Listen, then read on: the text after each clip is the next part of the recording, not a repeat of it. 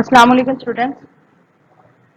Welcome in the class of Inorganic Chemistry 2, actually the physical class, uh, but I am going to record it so that I can complete my set of lectures and hopefully it will be helpful for you people as well.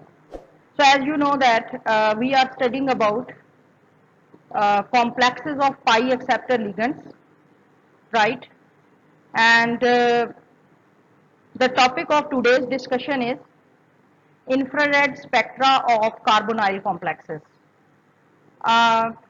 Carbonyl complexes के मतलब introductory lecture जो है काफ़ी तफसील से मैं दे चुकी हूँ और अगर आप लोगों ने उन सब लेक्चर्स को अच्छे तरीके से पढ़ा है then you will be able to understand this lecture very well. Anyways, if any problem, you are very welcome to ask. This presentation was submitted by Tanzeen Amir and it was good. Although I have to make a number of changes, but overall it was acceptable. So the infrared spectra have been widely used in the study of metal carbonyls since the carbon-oxygen stretching frequencies give very strong sharp bands that are well separated from other vibrational modes of any ligand also present. अच्छा जी, जैसा कि मैंने पिछले lectures में आपको बता चुकी हूँ कार्बोनाइल लिगेंड या कार्बन मोनोऑक्साइड। कार्बोनाइल ज़बान ज़दाम है, वैसे इसका सही में नाम जो है वो कार्बन मोनोऑक्साइड लिगेंड है, ठीक है। तो हम ये भी जानते हैं कि कार्बन मोनोऑक्साइड जब ये कॉम्प्लेक्स की फॉर्म में एग्जिस्ट करता है तो इसके अंदर 3 बॉन्ड होते हैं। कार्बन और ऑक्सीजन के दरमियान 3 बॉन्ड्स होते हैं और इसमें आईआर स्पेक्ट्रा जो है वो फंक्शनल ग्रुप्स को आइडेंटिफाई करता है।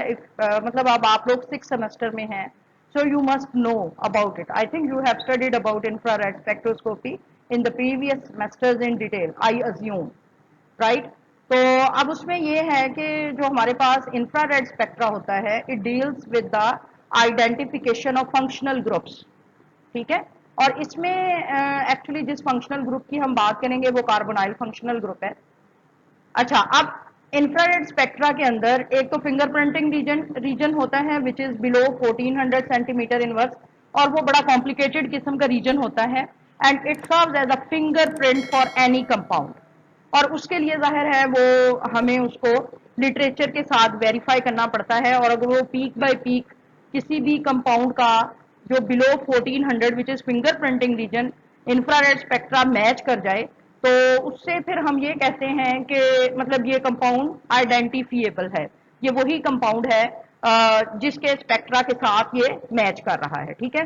लेकिन उससे आगे जो फ्रिक्वेंसीज हैं 1400 से above, right? On the left hand side, I mean to say 1600 to 2000 और 3000 एक्चुअली जो इंफ्रारेड स्पेक्ट्रा है वो 4000 से लेकर 625 सेंटीमीटर इनवर्स तक, centimetre inverse is the unit which we use in IR spectrum normally, ठीक है। तो इसकी जो रेंज है वो है 4000 से 625 सेंटीमीटर इनवर्स, राइट। अब इस रीजन में डिफरेंट फंक्शनल ग्रुप्स जो है फॉल करते हैं। अब ये कार्बन और ऑक्सीजन का जो ट्रिपल बॉन्ड है ये तकरीबन फॉल करता है अराउंड अबाउट 2000 से लेकर 2500 तक सेंटीमीटर इनवर्स, ठीक है। अब ये डिपेंड करता है, अब इतनी वाइड ये रेंज है कि उस कार्बन ऑक्सीजन या कार्बोनाइल ग्रुप या कार्बन मोनोऑक्साइड के साथ किस तरह की इन्वायरमेंट है, ठीक है, किस तरह के ग्रुप्स उसके साथ अटैच है और उस बेस पे ये जो स्ट्रेचिंग फ्रीक्वेंसी है या वाइब्रेटिंग जो फ्रीक्वेंसी है वो चेंज होती रहती है, ठीक है। अब यहाँ पर देखें 2 तरह की फ्रीक्वेंसीज का इस्तेमाल किया गया है, stretching frequencies and vibrational modes, 2 तरह की चीजें यहाँ पे यूज हुई हैं। अच्छा, स्ट्रेचिंग फ्रीक्वेंसी का मतलब ये है कि कार्बन और ऑक्सीजन के दरमियान जो ट्रिपल बॉन्ड है उसको अगर हम स्ट्रेच करें तो कितनी फ्रीक्वेंसी पे वो फॉल करेगा, और बेंडिंग फ्रीक्वेंसी या वाइब्रेशनल जो मोड्स है यानी जब वो बेंड करता है। अब देखें किसी भी स्ट्रिंग को स्ट्रेच करना ज्यादा मुश्किल है बनिस्बत उसको बेंड करने के, इसी वजह से जो स्ट्रेचिंग फ्रीक्वेंसीज है वो हायर फ्रीक्वेंसी पे लाई करती हैं और जो बेंडिंग फ्रीक्वेंसीज होती हैं वो लोअर फ्रीक्वेंसी पे लाई करती हैं। अच्छा जी, the carbon oxygen molecule or carbon monoxide molecule has stretching frequency of 2143 centimeter inverse, ठीक है। terminal carbon monoxide groups in neutral metal carbonyl molecules are found in the range of 2125 to 1800 centimeter inverse, showing the reduction in carbon monoxide bond orders। अच्छा, अब देखें पिछले दो lectures में ये मैं बड़े तफसील से बता चुकी हूं कि बैक डोनेशन की वजह से जो कार्बन ऑक्सीजन के दरमियान ट्रिपल बॉन्ड होता है वो रिड्यूस हो जाता है, ठीक है। अब ये पाई एक्सेप्टर लीगेंड का कॉन्सेप्ट मैंने पहले दो लेक्चर में बड़े तफसील से डिस्कस किया हुआ है, ठीक है। अब उसकी वजह से क्या होता है, बैक डोनेशन की वजह से या pi acid capacity of carbonyl ligand की वजह से जो कार्बन और ये ऑक्सीजन के दरमियान यहाँ पर ट्रिपल बॉन्ड होता है, ये कॉमनली यहाँ पे CO लिख दिया है, वैसे इसके दरमियान यहाँ पर ट्रिपल बॉन्ड है, ठीक है। तो जो टर्मिनल कार्बोनाइल ग्रुप्स हैं, ये भी मैं पिछले लेक्चर्स में बता चुकी हूँ, शायद आगे जाके इस लेक्चर में भी आएगा। जो टर्मिनल कार्बोनाइल ग्रुप्स हैं वो ऐसे कार्बोनाइल ग्रुप्स होते हैं जो कि सिर्फ एक मेटल एटम के साथ अटैच होते हैं। फिर उसके बाद ब्रिज्ड कार्बोनाइल ग्रुप आगे आ जाएगा, जो कि एट अ टाइम एक कार्बोनाइल ग्रुप दो मेटल एटम्स के साथ अटैच होता है और वो ब्रिज शेप स्ट्रक्चर बनाता है। अच्छा, अब ये जो टर्मिनल कार्बोनाइल ग्रुप्स हैं न्यूट्रल मेटल कार्बोनाइल मॉलिक्यूल्स में, उनकी रेंज क्या है 25 से लेकर 1800 सेंटीमीटर इनवर्स तक, ठीक है। अब यहां पर देखें जो कार्बन मोनोऑक्साइड का मॉलिक्यूल है, ठीक है, उसकी स्ट्रेचिंग फ्रीक्वेंसी है 2143 सेंटीमीटर इनवर्स। अच्छा, अब ये जो कार्बन मोनोऑक्साइड है ना, यहां पर आप देखें कि इसमें डबल बॉन्ड आता है, राइट। अगर ये structure of carbon monoxide group, ये भी मैं पिछले लेक्चर्स में बहुत तफसील से एक्सप्लेन कर चुकी हूँ। तो कार्बन मोनोऑक्साइड के मॉलिक्यूल में कार्बन और ऑक्सीजन के दरमियान डबल बॉन्ड होता है और एक लॉन पेयर कार्बन के ऊपर होता है और एक लॉन पेयर जो है वो ऑक्सीजन के ऊपर, वैसे दो लॉन पेयर होते हैं लेकिन शो हम एक ही कर रहे होते हैं। इट मींस अब एक लॉन पेयर, इसमें दो बॉन्ड हैं कार्बन और ऑक्सीजन के दरमियान, बॉन्ड पेयर्स हैं, और एक लॉन पेयर इस कार्बन के ऊपर है, एक लॉन पेयर इस ऑक्सीजन मॉलिक्यूल के ऊपर है और इसकी स्ट्रेचिंग फ्रीक्वेंसी है 2143 सेंटीमीटर इनवर्स, ठीक है। अच्छा, अब इसमें जब ये फ्री मॉलिक्यूल है, इसकी स्ट्रेचिंग फ्रीक्वेंसी इतनी है, राइट। अब जब ये मेटेलिक कार्बोनाइल फॉर्म में चला जाता है, यानी ये वाला कार्बन मोनोऑक्साइड का जो मॉलिक्यूल है एज अ लिगेंड एक्ट करते हुए अपना लॉन पेयर जब ये मेटल को डोनेट कर देता है, अब उसके बाद की बात आ गई है, राइट। उसके बाद हमारी तरफ पास दो तरह के कार्बोनाइल ग्रुप्स हो सकते हैं। फॉर एग्जाम्पल, पहले हम टर्मिनल कार्बोनाइल ग्रुप की अगर बात करें तो उसकी स्ट्रेचिंग फ्रीक्वेंसी देखें ये लोअर हो गई है 2125 to 1800 centimetre inverse, showing the reduction in carbonyl bond orders. अब क्या होता है कि पहले जो carbon monoxide as a ligand act करते हुए पहले मेटल को डोनेट करता है लॉन पेयर, उसके बाद बैक डोनेशन मेटल एटम के ऊपर इलेक्ट्रॉन पेयर की बहुत ज्यादा अजाफी हो जाते हैं, ज्यादती हो जाती है। उसकी वजह से क्या होता है कि मेटल एटम अपनी उस लॉन पेयर उसके ऊपर जो नेगेटिव चार्ज है उसके एक्सेस को रिलीज करने के लिए वो इलेक्ट्रॉन पेयर आप जो लीगेंड होता है उसके कार्बोनाइल के केस में पाई स्टार में जाते हैं, इसी को हम pi acid capacity of the carbonyl ligand बोलते हैं। अब देखें, अगर पाई स्टार में गए तो पाई स्टार की क्या कैपेसिटी है कि वो बॉन्ड ऑर्डर को कम कर देता है, ठीक है ना। अगर नंबर ऑफ इलेक्ट्रॉन्स जितने बॉन्डिंग ऑर्बिटल में होते हैं वो बॉन्ड ऑर्डर को बढ़ाते हैं और नंबर ऑफ इलेक्ट्रॉन जितने एंटी बॉन्डिंग में चले जाते हैं वो बॉन्ड ऑर्डर को रिड्यूस कर देते हैं। अब देखें, जब बॉन्ड ऑर्डर रिड्यूस होगा तो जाहिर है अगर एक मोटी स्ट्रिंग है उसको खींचना ज्यादा मुश्किल है बनिस्बत अगर वो स्ट्रिंग जरा पतली हो जाए। तो same is the case here. अब जब वो मेटेलिक कार्बोनाइल की फॉर्म में बैक डोनेशन की वजह से जब बॉन्ड ऑर्डर रिड्यूस होगा तो ये स्ट्रेचिंग फ्रीक्वेंसी रिड्यूस होगी, as you can see here कि न्यूट्रल में जो स्ट्रेचिंग फ्रीक्वेंसी है वो है 2143 सेंटीमीटर इनवर्स, और जब ये मेटेलिक कार्बोनाइल फॉर्म में चला जाता है यू कैन सी के टर्मिनल कार्बोनाइल्स की जो स्ट्रेचिंग फ्रीक्वेंसी है वो 2125 टू 1800 सेंटीमीटर इनवर्स तक चली जाती है, showing the reduction in carbonyl bond orders. Moreover, when changes are made that should increase the extent of metallic carbon back bonding, the frequencies are shifted to lower values. अच्छा, ये वही चीज़ है जो मैं बता चुकी हूँ। अब एक्चुअली क्या होता है कि जो कार्बन और ऑक्सीजन के दरमियान कार्बोनाइल की फॉर्म में जो ट्रिपल बॉन्ड बन जाता है आफ्टर सिग्मा, मतलब after the donation of lone pair from here, ठीक है। तो अब मेटल के ऊपर इलेक्ट्रॉन की ज्यादती हो जाती है। उस मेटल के ऊपर इलेक्ट्रॉन की एक्सेस को रिमूव करने के लिए मेटल अपने इलेक्ट्रॉन देता है कार्बन के ऊपर, ठीक है। और इससे क्या होता है कि यहाँ पर ये वाला जो बॉन्ड है ये भी स्ट्रांग हो जाता है। अच्छा, अब ये जो रेजोनेंस स्ट्रक्चर्स हैं ये भी मैंने पिछले लेक्चर्स में बड़ी तफसील से बताई हुई हैं। तो if you have any problem you can ask, otherwise I can add the link of that lecture so that you can go there and see. Okay, this is the same thing as I have. Now we will discuss about the IR spectra for the neutral, positive and negative complex ions. So in case of neutral complex ion, for example, here we have chromium hexacarbonyl. This is a neutral complex ion, complex compound, जो स्टैचिक frequency carbon monoxide की या carbonyl ligand की देखी गई है, this is about 2000 centimetre inverse, ठीक है। अगर हम इन 6 में से 3 ग्रुप्स को रिप्लेस कर दें एक डाइईन से या फिर अमाइन ग्रुप से, that have essentially no ability to back accept, ठीक है। यानी एक्चुअली जो अमाइन ग्रुप होता है, these are the amine groups, you know this one NH, और इसके साथ देखिए CH2 NH2 ट्वाइस है। So here we have 3 nitrogen atoms bearing 1 lone pair on each nitrogen atom, ठीक है। तो ये डाइईन यहाँ पर लिखा हुआ है और इस डाइईन ने रिप्लेस किया है 3 कार्बोनाइल या कार्बन मोनोऑक्साइड के लिगेंड्स को। वो किस तरह से कि 3 कार्बोनाइल लिगेंड्स जो हैं एक एक इलेक्ट्रॉन पेयर प्रोवाइड करते हैं, और ये अकेला डाइईन चूंकि इसमें 3 नाइट्रोजन्स हैं तो ये एक अकेला डाइईन का मॉलिक्यूल 3 इलेक्ट्रॉन पेयर जो है वो प्रोवाइड करेगा। तो इस तरह से 3 कार्बोनाइल की जगह हम ये एक डाइईन का मॉलिक्यूल लगा सकते हैं और वो 3 इलेक्ट्रॉन्स जो है प्रोवाइड करेगा to the metal atom, right. अब ये जो डाइईन का मॉलिक्यूल है इसमें नाइट्रोजन के ऊपर चूंकि लॉन पेयर होता है, तो यानी इसकी बैक एक्सेप्ट की एबिलिटी इतनी ज़्यादा नहीं होती। ये पिछले लेक्चर्स में मैं बता चुकी हूँ। सबसे अच्छा जो लिगेंड है बैक एक्सेप्ट करता है, जो जिसकी पाई एसिड टेंडेंसी है, वो कार्बोनाइल लिगेंड की वजह से है।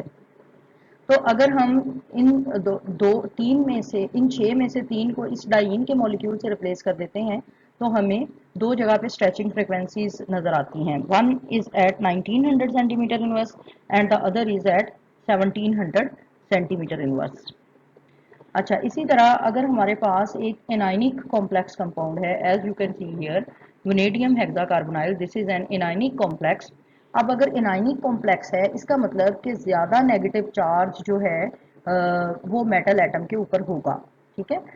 जो कि हमें उससे विदड्रॉ करना पड़ेगा, राइट। यानी क्योंकि मेटल्स में ये एबिलिटी नहीं होती, metals are more electropositive, तो उनकी इस नेगेटिव चार्ज को रिटेन करने की एबिलिटी बहुत कम होती है। इस वजह से मेटल क्या करेगी, वो चाहेगी कि इस नेगेटिव चार्ज को अपने से जो दूर कर सके, ठीक है। उससे क्या होगा कि इससे हमें एक बॉन्ड मिलता है जिसकी स्ट्रेचिंग फ्रीक्वेंसी जो है वो देखी गई है 1860 centimetre inverse, corresponding to the one found at about 2000 centimetre inverse in chromium hexacarbonyl. इसका मतलब ये हुआ कि क्रोमियम हेक्साकार्बोनाइल में जो कार्बोनाइल की स्ट्रेचिंग फ्रिक्वेंसी है वो 2000 सेंटीमीटर इनवर्स पे देखी गई है, यानी हाई फ्रिक्वेंसी एंड पे। जबकि वनेडियम जो हेक्सा कार्बोनाइल है जो कि नेगेटिव आयन है, जिसके ऊपर इलेक्ट्रॉन डेंसिटी ज़्यादा है, इस केस में जो कार्बोनाइल की स्ट्रेचिंग फ्रिक्वेंसी है वो कम हो गई है 1860 सेंटीमीटर इनवर्स। इसका मतलब ये हुआ, कंडीशन ये अराइज हुई कि जब मेटल एटम के ऊपर नेगेटिव चार्ज ज़्यादा होगा तो वो जाहिर है ज़्यादा उसकी एबिलिटी होगी इलेक्ट्रॉन डोनेट करने की, ठीक है। और उतना ही जो कार्बन और ऑक्सीजन के दरमियान बॉन्ड है वो कमज़ोर होता जाएगा, और जब वो कमज़ोर होता जाएगा तो उसकी वजह से जो स्ट्रेचिंग फ्रिक्वेंसी है वो लोअर होगी, ठीक है। इसी वजह से क्रोमियम हेक्सा कार्बोनाइल में स्ट्रेचिंग फ्रिक्वेंसी 2000 सेंटीमीटर इनवर्स पे देखी गई है, जबकि वनेडियम हेक्सा कार्बोनाइल में जो स्ट्रेचिंग फ्रिक्वेंसी है वो लोअर होके 1860 सेंटीमीटर पे इनवर्स पे आ गई। इसका मतलब ये हुआ कि कोई भी change that would tend to inhibit the shift of electron from metal to carbon monoxide pi orbital, ठीक है, such as placing positive charge on the metal should cause the carbon monoxide frequencies to rise, right?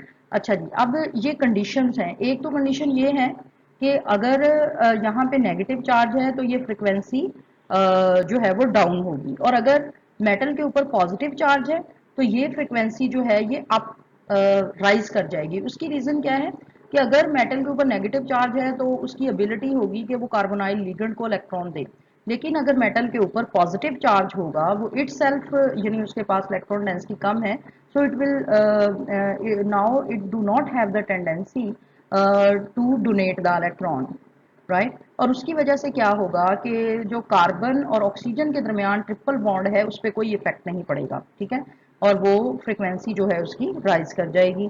So as you can see here, ये हमारे पास manganese hexa carbonyl है, ये complex जो है वो positive ion की फॉर्म में है, यानी मैग्नीज मेटल जो है उसके ऊपर पॉजिटिव आयन होगा, इलेक्ट्रॉन डेंसिटी कम है और इस वजह से ये कार्बोनाइल लिगेंड को नहीं दे पाएगी, राइट? और इसकी वजह से क्या होगा, ये कार्बन और ऑक्सीजन के दरमियान जो ट्रिपल बॉन्ड है उस पर कोई खास इम्पैक्ट नहीं पड़ेगा, और आप देख सकते हैं कि ये हाई फ्रिक्वेंसी पे एब्जॉर्ब कर रहा है। और ये एक न्यूट्रल कंपाउंड है क्रोमियम हेक्सा कार्बोनाइल, और इस केस में क्योंकि बैक डोनेशन हुई है तो कार्बन और ऑक्सीजन के दरमियान बॉन्ड वीक होगा, यानी ट्रिपल बॉन्ड से फॉर एग्जांपल वो डबल बॉन्ड की तरफ शिफ्ट हो जाएगा और उसकी स्ट्रेचिंग फ्रिक्वेंसी कम हो जाएगी।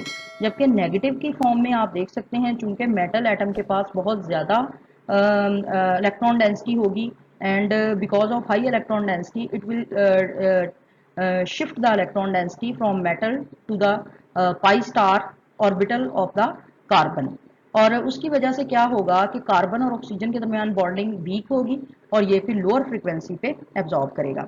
अब ये देखिए मैग्नीज डाइईन CO3, ये एक पॉजिटिव कॉम्प्लेक्स कंपाउंड है, तो ये हाई फ्रिक्वेंसी पे आप इसकी जो दोनों फ्रिक्वेंसी के बैंड्स मिलते हैं वो देख रहे हैं, जबकि chromium diene CO3 this is a neutral compound, और इससे क्या है कि इसके जो एब्जॉर्बिंग फ्रिक्वेंसी के जो बॉन्ड्स हैं वो लोअर फ्रिक्वेंसी एंड पे शिफ्ट हो गए हैं, क्योंकि इस केस में क्या है कि कार्बन और ऑक्सीजन का जो ट्रिपल बॉन्ड है उसकी डेंसिटी कम हो जाएगी, इसलिए ये लोअर फ्रिक्वेंसी पे एब्जॉर्ब करेगा।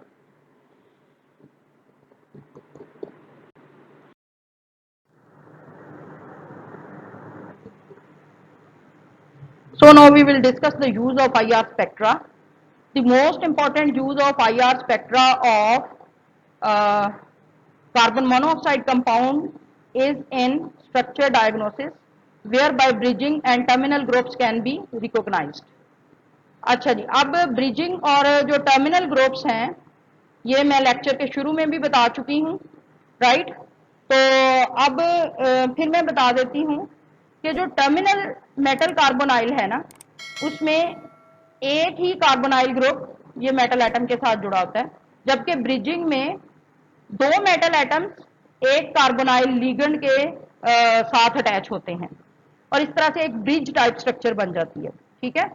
तो अब क्या है कि आईआर स्पेक्ट्रा की मदद से हम ये जो ब्रिजिंग और जो टर्मिनल कार्बोनाइल्स हैं उनको इजीली आइडेंटिफाई कर सकते हैं। The terminal metal carbonyl in the terminal metal carbonyl the frequency of carbon oxygen stretches ranges from 1850 to 2125 centimeter inverse, but for bridging groups the range is from 1750 to 1850 centimeter inverse। अब देखें ये terminal की frequency ये है और bridging की ये है, तो इसको एक्सप्लेन कर सकते हैं। मतलब ब्रिजिंग में क्या होगा, ब्रिजिंग में दो मेटल एटम्स एक कार्बोनाइल के साथ अटैच हैं, ठीक है? तो जबकि टर्मिनल में सिर्फ एक मेटल एटम है, तो इसका मतलब ये हुआ कि जो कार्बन और ऑक्सीजन के दरमियान जो ट्रिपल बॉन्ड है वो टर्मिनल के केस में क्या होगा कि उसकी शिफ्टिंग नहीं है इतनी, वो ट्रिपल बॉन्ड के तौर पर ज्यादा एग्जिस्ट कर रहा है। जबकि ब्रिजिंग में क्या है कि दो मेटल्स के दरमियान वो शेयर किया हुआ है ना, तो जाहिर है कि कार्बन मोनोऑक्साइड या जो कार्बोनाइल ग्रुप है उसके ऊपर इलेक्ट्रॉन डेंसिटी कम हो जाएगी और ये शिफ्ट होगी, ठीक है।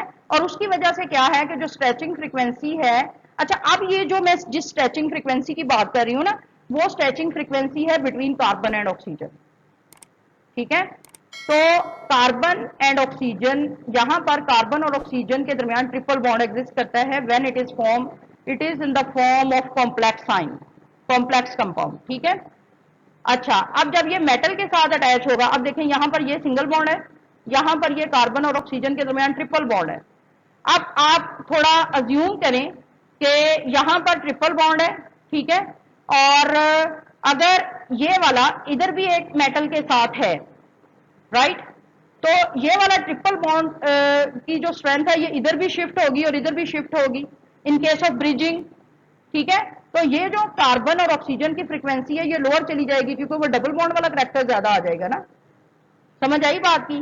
तो अगर वो टर्मिनल है तो फिर सिर्फ एक साइड पे ये मेटल है, राइट, और इधर तो कुछ भी नहीं है ना because this is the terminal. तो इस तरह से हम इजीली इन स्ट्रेचिंग फ्रीक्वेंसीज के जरिए आइडेंटिफाई कर सकते हैं, क्योंकि जो टर्मिनल की फ्रीक्वेंसीज हैं वो फॉल करती हैं बिटवीन 1850 टू 25 सेंटीमीटर इनवर्स, लेकिन ब्रिजिंग ग्रुप्स के लिए वो फ्रीक्वेंसीज कम हो जाती हैं 1750 टू 1850 सेंटीमीटर इनवर्स। मैं फिर बता रही हूं कि अब जिस स्ट्रेचिंग फ्रीक्वेंसी की मैं बात कर रही हूं वो कार्बन और ऑक्सीजन के दरमियान जो बॉन्ड्स हैं मैं उनकी स्ट्रेचिंग फ्रीक्वेंसी की बात कर रही हूं, which are affected whether they are in terminal position और in bridging position. Clear, right. तो 24 मिनट का लेक्चर हो गया। Figure shows how these facts may be used to infer structures. For example, Fe2CO9 has strong bands in both the terminal and bridging regions. For this alone, it could be inferred that the structure must contain both types of carbonyl groups. Wow, that's great actually.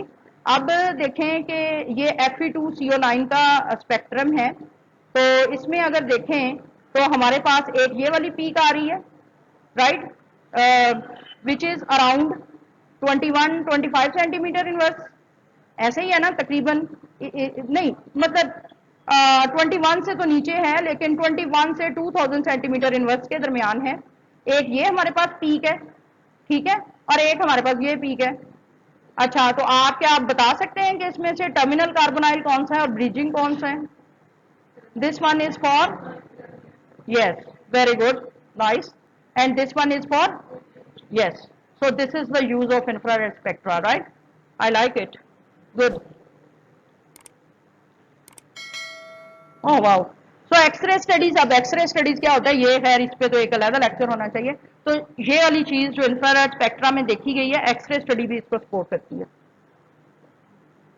For OS3CO develop several structures consistent with the general rules of valence can be envisioned. Some of these would have bridging carbonyl while the actual one doesn't. Anyways, forget about it.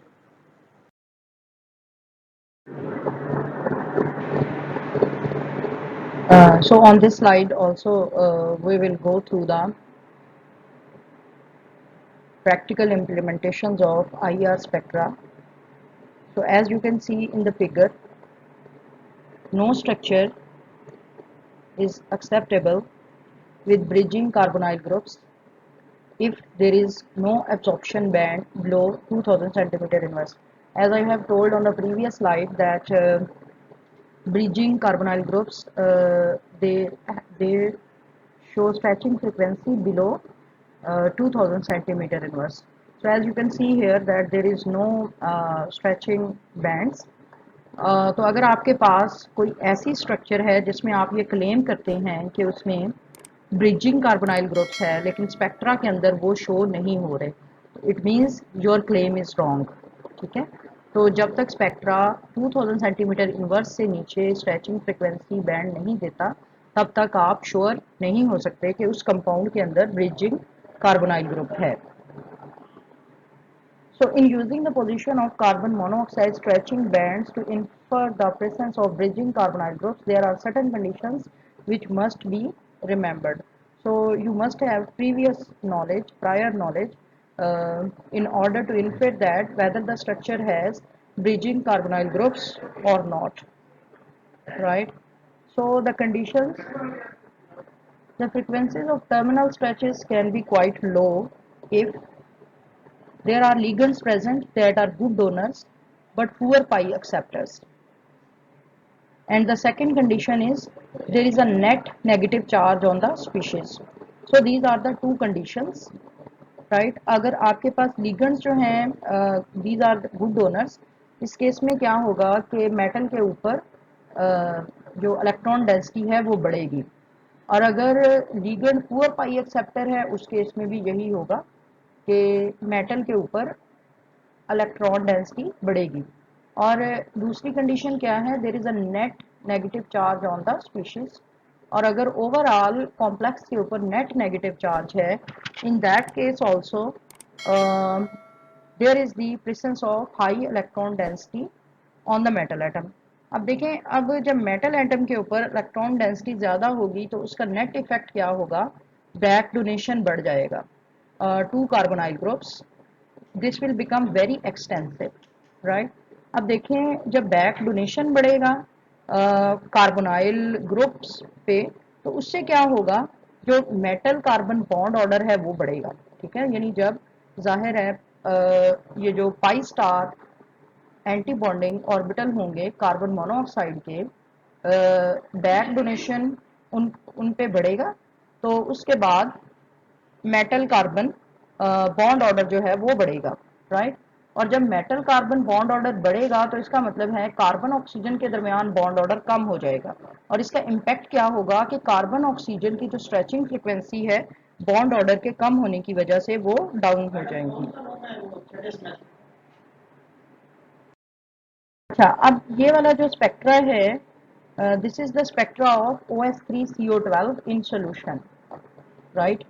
तो आप देख सकते हैं these are the sharp peaks here, तो बड़ी ही sharp peaks आई हैं, और ये सोल्यूशन स्पेक्ट्रा का क्राइटेरिया है कि उसमें आपको शार्प पीक्स नजर आती हैं। अगर आप सॉलिड फॉर्म में स्पेक्ट्रा लेंगे then you will get broad peaks. The most desirable spectra are those obtained in non-polar solvent or in the gas phase. तो नॉन पोलर सॉल्वेंट्स और गैस फेज में जाहिर है वो फिर इंटरफेयर नहीं करते कंपाउंड के साथ, और हमें अच्छी पीक्स जो है वो मिल जाती हैं। If you have any question you are very welcome to ask.